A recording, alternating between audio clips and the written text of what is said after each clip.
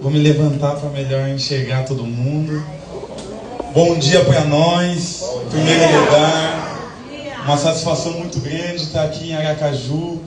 Estou aqui pela segunda vez, há uns 10 anos atrás, mais ou menos. Eu vim aqui como advogado.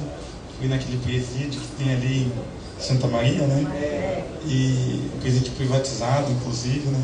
Para defender um réu. Conheci um pouco a horda, mas não conhecia a Aracaju profunda dos bairros e principalmente da luta, a qual eu tenho hoje a oportunidade de conhecer. Então, a bênção aos mais velhos, aos mais novos. Fico muito feliz de estar aqui com vocês e gostaria de dedicar essa minha fala de hoje principalmente para a Dona Ruth, que me entregou aqui um bilhetinho, me disse, né, Dona Ruth, que há 6 anos a senhora não sai de casa, né, por motivos de saúde, e hoje, né, abriu uma exceção para ouvir, né, essa pessoa que vos fala. Então, palmas aí para a determinação da Dona Ruth, aposentada da saúde e lutadora. Muito obrigado pela honra. E enfrentou o Bolsonaro, é isso mesmo. E falando em Bolsonaro, o Paulo Guedes e etc., eu acho que também, como disse o nosso companheiro aqui, algo que é um divisor de águas entre nós é justamente a compreensão do caráter destrutivo das políticas de austeridade. São as políticas que fazem do Estado um mero administrador dos interesses da burguesia. Um Estado tímido, mais que tímido, um Estado covarde, que frente às funções de extrema urgência e importância que detém, prefere capitular e aprovar coisas como esse arcabouço fiscal, que limita o investimento nas áreas mais importantes e estratégicas para o desenvolvimento econômico do Estado, mas também para a melhoria das condições de vida, ou seja, o desenvolvimento humano. Isso faz com que o Estado seja mínimo. Só que há uma hipocrisia muito grande nessa teoria do Estado mínimo, porque o Estado acaba sendo mínimo no investimento à educação, na construção de universidades, um Estado mínimo na saúde, um Estado mínimo na ação que visa promover o fim das desigualdades sociais, regionais, mas é sempre um Estado máximo no que diz respeito à punição, ao militarismo, ao Estado policial, que é sempre uma antessala do estado de exceção. Porque quando você fortalece demais as polícias, a lógica militarista, justamente para controlar a parcela da população que agora não pode ser mais beneficiada por programas sociais, eu não digo apenas o Bolsa Família, quando eu digo programa social, por exemplo, as cotas raciais, da qual eu sou produto, é um programa social. Então, quando o Estado recua na sua tarefa social, de desigualdade social, ele se amplia cada vez mais na sua tarefa de controle, vigilância e captura daquelas massas que agora não servem para o mercado por conta do desemprego crônico, da falta de formalidade, de formalização no vínculo trabalhista, e não tem, portanto, serventia. E potencialmente são homens bombas, mulheres bombas, pessoas que não têm nada a perder. Já dizia o Malcolm X, né? A criação mais perigosa em qualquer sociedade e em qualquer tempo é uma pessoa sem nada a perder. Essa pessoa que não tem nada a perder, potencialmente, é o sujeito revolucionário. Marx não dizia? Os trabalhadores não têm nada a perder a não ser os seus grilhões. É mais ou menos o que Malcolm X, ao seu modo, também diz. Então, essa teoria do Estado mínimo gera, na verdade, um Estado máximo. que é o estado de exceção, que é o estado fascista. E o fascismo brasileiro encampou esse tipo de estado de organização sociopolítica e econômica a partir de um bordão.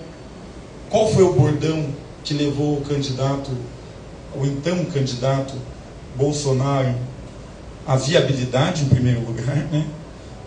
Porque a gente tem que reconhecer que ele teve menos tempo de rádio, menos tempo de televisão, menos tempo de exposição tradicional na disputa política e cresceu a partir da rede social e de um movimento mais ou menos orgânico. Eu digo mais ou menos porque essa organicidade também foi forjada pelo Steve Bannon e pelas tecnologias de controle cada vez mais sofisticadas que se dão a partir das Big Techs, em que cada um aqui é um grão de milho, uma commodity gigantesca que é a commodity de dados, de informações. Todo mundo aqui tá ou tem, todo mundo é sempre muita gente, né? Mas quase que a totalidade das pessoas aqui tem um smartphone. Para ter um smartphone você tem que ceder dados. Ninguém lê aqueles, a gente só vai rodando e aceitar. Qual que é a outra opção? É não ter. Essa é uma opção cada vez mais inviável. Então as pessoas aqui doam os seus dados para que empresas, não sei se as pessoas lembram, mas no começo desse ano saiu uma reportagem do Fantástico em que dizia que a Forbidden é uma associação, eu não manjo muito disso, mas se eu falar alguma besteira alguém me corrige, mas a Forbidden é uma associação internacional de jornalistas com sede na Europa que tomam para si investigações tidas como muito perigosas e que geraram mortes. A morte, normalmente, do jornalista que estava primeiramente investigando, ou morte ou ameaça, ou seja, que representa um risco. E a Forbidden, então, essa associação foi e deu continuidade a uma reportagem. Qual reportagem? Tão perigosa? A de que um fulano, lá de Israel, chamado Jorge, estava vendendo democracias em países subdesenvolvidos. Como assim vendendo democracia? Eu não entendi. Ele vendia a desestabilização da democracia fragilizada dos chamados países de terceiro mundo. E como exemplo, quando o repórter foi comprar essa desestabilização, ele falou, ó, tá vendo aqui um animal de estimação de um país X aí, que virou um xodó do povo? Vamos colocar aqui que esse bicho morreu e vamos jogar em todos os nossos perfis fakes e na nossa estratégia de comunicação e você vai ver o que acontece. Virou trend topic lá do rede social, virou o assunto mais falado e mais da metade da população acreditou que o bicho tinha morrido. Isso em poucas horas. E daí ele também demonstrou que algumas democracias africanas tiveram seu processo eleitoral diretamente afetado de acordo com as estratégias de manipulação de dados e fake news que eles lançaram. E esse Jorge trabalhou na Cambridge Analytica também. Jorge era só um vulgo. Ele era um ex-militar das forças de inteligência de Israel. Olha como as coisas estão imbricadas. Israel só consegue promover um genocídio, como está promovendo hoje, por conta também do convencimento óbvio doméstico da sua própria população, porque se assim não fosse, o governo não se manteria em pé. E como se dá isso? A partir da manipulação de dados e criação de fake news altamente direcionadas. E Israel não faz isso apenas com seu próprio povo, a partir do Jorge e de tantos outros que detêm esse tipo de tecnologia. Fazem isso também no mundo. Hoje, o cidadão médio brasileiro é favorável ao extermínio cruel de crianças. Olha que louco. E o pior, os cristãos. Os cristãos são, em sua maioria, favoráveis ao extermínio brutal, cruel e covarde de crianças. Sem falar idosos, mulheres, pessoas adoecidas, hospitais bombardeados, estudantes, universidades e vidas humanas de modo geral. Olha que cruel. Como se dá isso? Ah, por drone, por míssil, por... Beleza, esse é o método tradicional. Mais sofisticado, mas ainda tradicional. Mas esse hoje não é o elemento principal. O elemento principal é o convencimento das pessoas, para que as pessoas deem anuência, já que a gente vive numa democracia, que é a democracia burguesa, onde o interesse dessas forças econômicas que cada vez mais estão no setor militarista, a indústria bélica, que é a que mais cresce, hoje inclusive, nas vésperas, talvez, de uma guerra, de uma terceira guerra mundial, anunciada agora há pouco pelo próprio Vladimir Putin, são os atores, os protagonistas das políticas dos grandes centros democráticos. Então, essa ideia do bandido morto, voltando, foi o slogan, bandido bom é bandido morto, foi o slogan que deu condição ao Bolsonaro de ser um candidato viável e depois, infelizmente, de ser um candidato eleito presidente do país, um fascista. Quem é o bandido bom ou o bandido morto dessa frase? As populações que tradicionalmente são vistas como inimigas. Homem, jovem, negro, de periferia, que há séculos atrás estava sendo torturado no Pelourinho, escravizado, e hoje que foi criminalizado a partir da capoeiragem, da vadiagem, dos crimes de batuque, que não podia usar sapato, que não podia entrar na escola e nem andar nas proximidades de qualquer escola, foi negada a educação. E hoje o perfil desse preso é morador de periferia de grandes centros urbanos, grande maioria, negros, grande maioria, jovens, grande maioria, com o ensino fundamental incompleto. Esse dado é muito importante, porque ele retira do agente uma boa parte da culpabilidade, da autonomia do pensar e do agir. Por quê, Renato? Porque pensa comigo, se ele não tem o ensino fundamental incompleto, o que isso significa?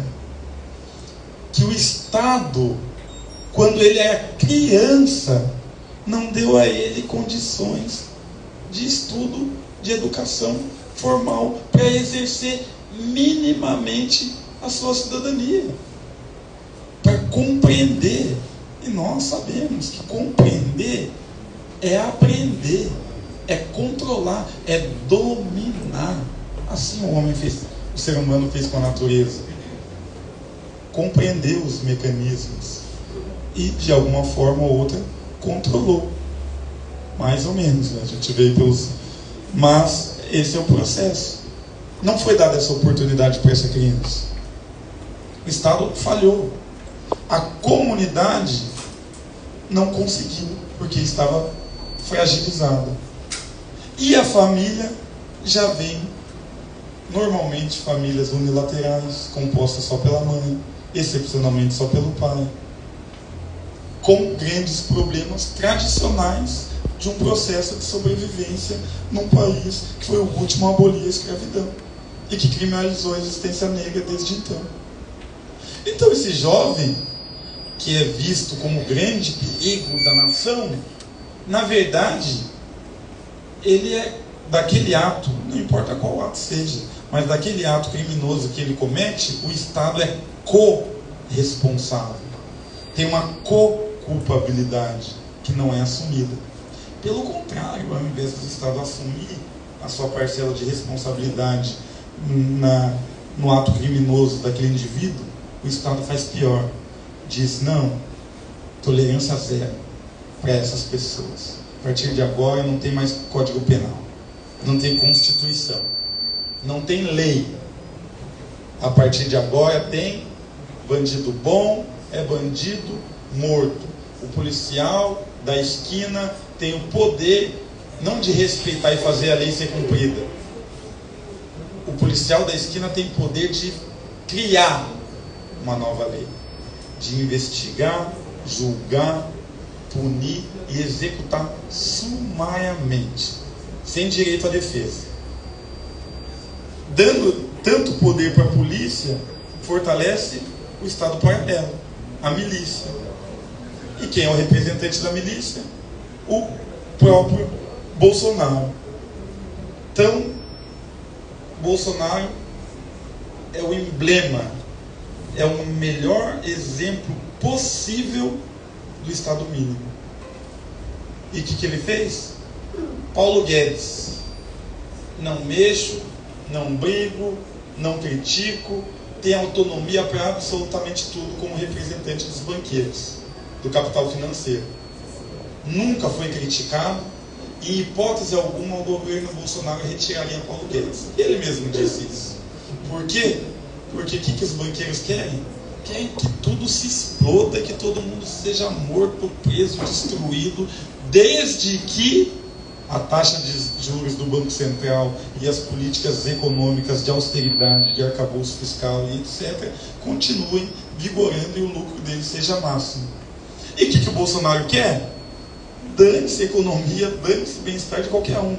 Controle pela força das armas de territórios e populações a partir da lei de drogas e a partir do domínio cada vez maior da milícia. E nesse cenário de aumento do fascismo, quem foram os primeiros combatentes? Com quem a gente deve se referenciar? Já deu aqui? Tá. Não, ele me pediu para avisar, eu estou avisando mesmo. Tá bom, obrigado. Quem que... Ali de frente. Quem que é a referência?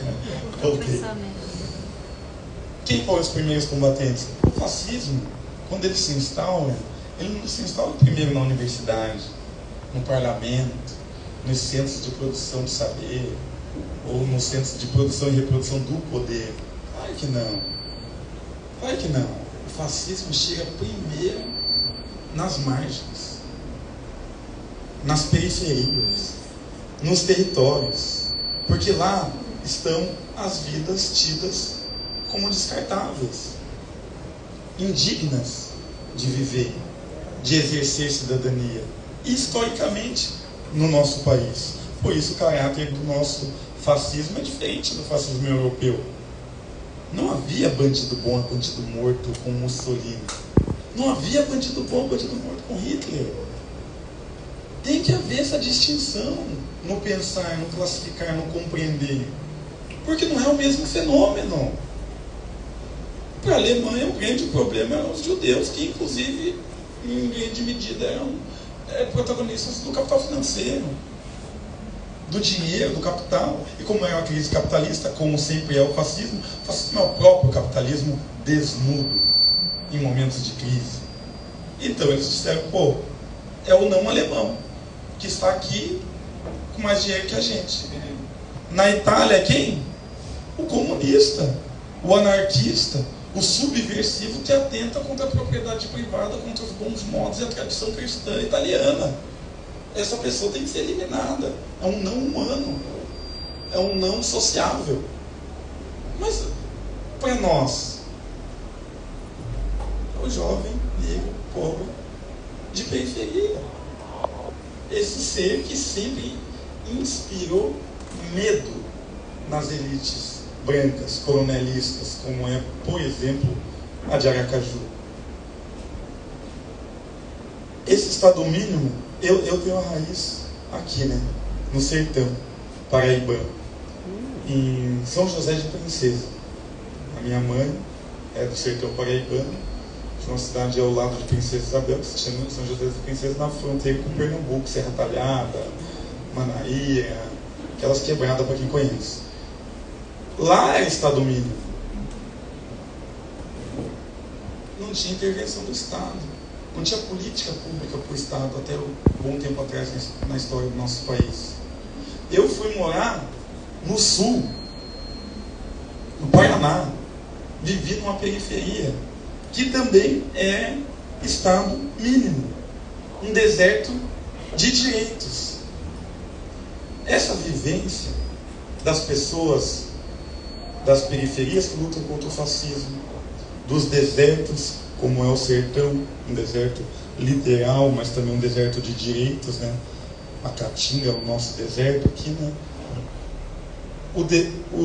As vivências em situações limítrofes entre vida e morte, características desses campos de extermínio, quando vigora o estado de exceção, o estado policial, essa vivência, ela produz um tipo de conhecimento. Conhecimento dos mais velhos, conhecimento da Dona Maria, que nunca frequentou escola nem universidade, mas sabe as estratégias de combater esse tipo de ideologia, de pensamento e de prática. E hoje nós somos reféns, enquanto esquerda, de uma razão europeia. O paradigma da racionalidade moderno é o paradigma cartesiano, da racionalidade metodológica, analítica.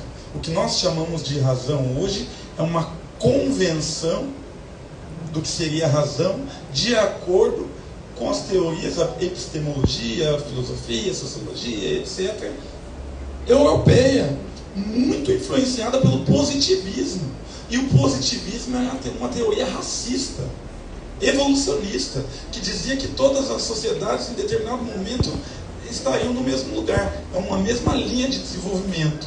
Uns estão atrasados, nós, segundo eles estão adiantados, mas daqui a 100 anos nós seremos, por exemplo, como eles. Essa racionalidade deles não nos serve. Vi uma entrevista do Eduardo Galeano recentemente, que ele falava: não me chamo de intelectual. Intelectual é uma cabeça que roda sem o corpo. Eu tenho horror a essa figura do intelectual, dizer. Como diz o Goya, lá, o pintor, sei lá, a razão produz monstros. O nazismo foi em grande parte embasado na racionalidade científica. Os médicos que abriam a cabeça das pessoas faziam isso enquanto elas estavam vivas, em nome da ciência. Os Estados Unidos, quando foi na Guatemala e inoculou sífilis em um monte de marinheiros e pessoas pobres na Guatemala, fez isso em nome da ciência, para saber o desenvolvimento e a morte, como se dava da doença, para tentar encontrar uma medicação a partir da indústria farmacêutica. A razão, essa razão, produz monstros, diz o Eduardo Galeano. Ele falou: eu sou uma cabeça, sou um coração, sou um estômago, sou um sexo, eu sou um indivíduo completo. E todos esses elementos contribuem para o meu pensar, o meu sentir pensar. Eu sou sente-pensante, disse o Eduardo Galeano. E eu concordo. Essa é a razão completa. Por que eu digo isso? Porque hoje, cada vez mais, tem uma divisão entre o saber, como saber científico, e a vivência, como experiência de vida, como lugar de fala, muitas vezes utilizado, cada vez mais de uma forma superficial, né? Que ninguém entende ninguém, todo mundo se vê, tem lugar de fala, se mata daí. Mas a vivência, né? A vivência. A vivência, ela não pode ser colocada de lado como algo dos ignorantes, de quem tem o que falar, mas não sabe o que falar. Não, jamais. A vivência é que nos dá a memória, o luto, o sentimento de redenção, a força da fé, inclusive. Isso tudo se dá pela vivência, e não pela razão. E mais, pense, olhe para nós. Olha as elites agrárias, midiáticas, né, daqui, os empresários. Eles são maiores que nós em força econômica, eles são maiores que nós em força política, organizada no momento. eles são maiores que nós em quase todos os critérios que a gente escolher. Então, o que na razão justifica a nossa vitória? Não justifica. Pela razão, nós não venceremos. Mas existe uma razão histórica, que é a contradição entre proletários, modo de produção capitalista e burgueses é inexorável a tal modo que, no decorrer da história, haja uma resolução dessa questão. E isso vai se dar daqui 100, 150, 200 ou 300 anos, mas a história é inexorável. Tem uma perspectiva teleológica, né, nisso. E muita gente acredita nisso, principalmente os universitários. Porque numa cadeira confortável, escrevendo uma tese de doutorado, recebendo a bolsa da CAPES, indo fazer doutorado de sanduíche na França, o que é 100 anos? O que é 200? Esperemos até 300, né? O tempo é relativo.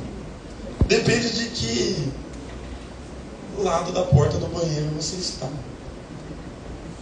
A vivência nos dá o termômetro da urgência e nos diz que, para aquele que está lendo o gibi da Mônica dentro do banheiro, 10 segundos é nada, nem existe no relógio. Mas para aquele que está lá no final da fila, suando, batendo, por favor, estou precisando, está foda, não estou segurando, tem mais 4 na minha frente, alguém faz alguma coisa. Para essa pessoa, 10 segundos é uma eternidade. Para as mães em luto pelos seus filhos, a política policial de estado de exceção tem que ser transformada amanhã. Para o desempregado que chega em casa depois de ir distribuir currículo sem o passe para voltar para casa e ver os seus filhos chorando porque não tem fralda, porque não tem leite, porque não tem comida, para essa pessoa, o sistema capitalista tem que ser explodido hoje. Para nós, que vivemos o tempo de urgência, agora, o tempo de urgência não se dá a partir de uma racionalidade cartesiana, europeia. A urgência só se sente na pele. O que se sente na pele é apenas da ordem do sensível, da vivência. Então tem que haver eu acho que esse é o apelo que a gente faz para as esquerdas de modo geral, mas tem que haver um casamento fiel, uma aliança inquebrantável entre a linha do científico e a linha do experienciado, das vivências. Como que a gente faz isso?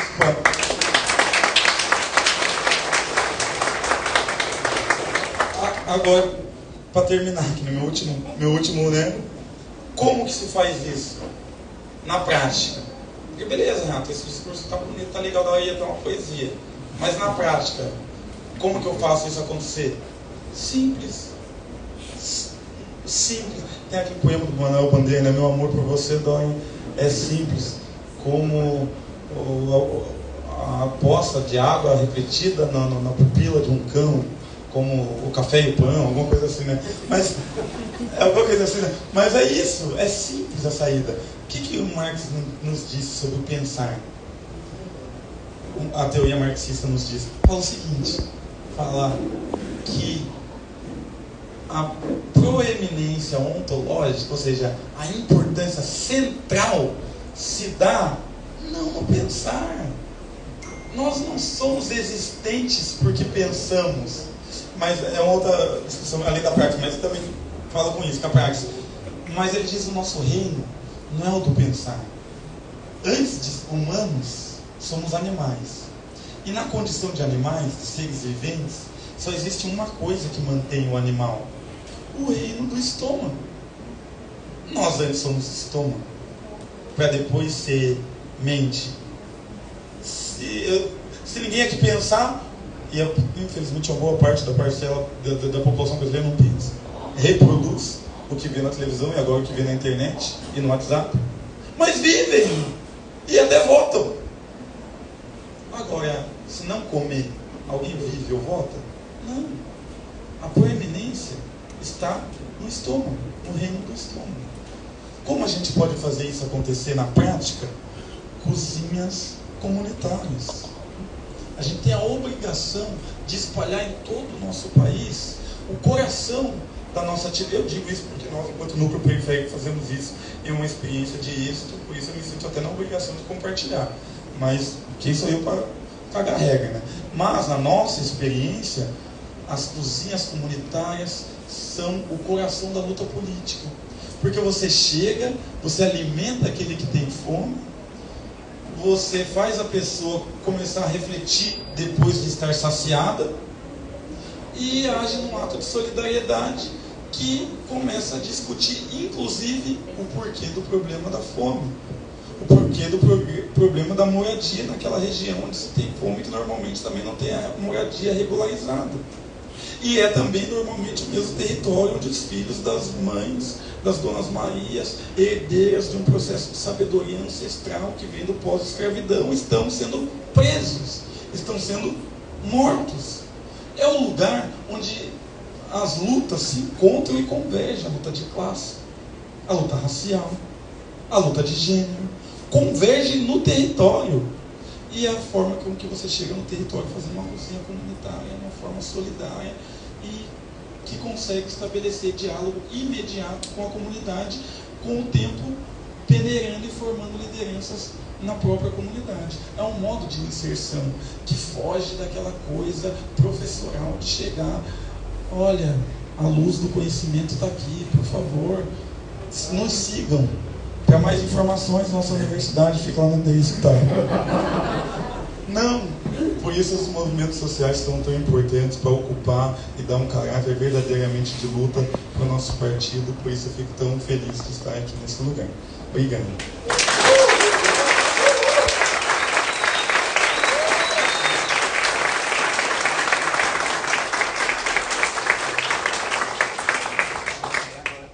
Agora vai começar o negócio.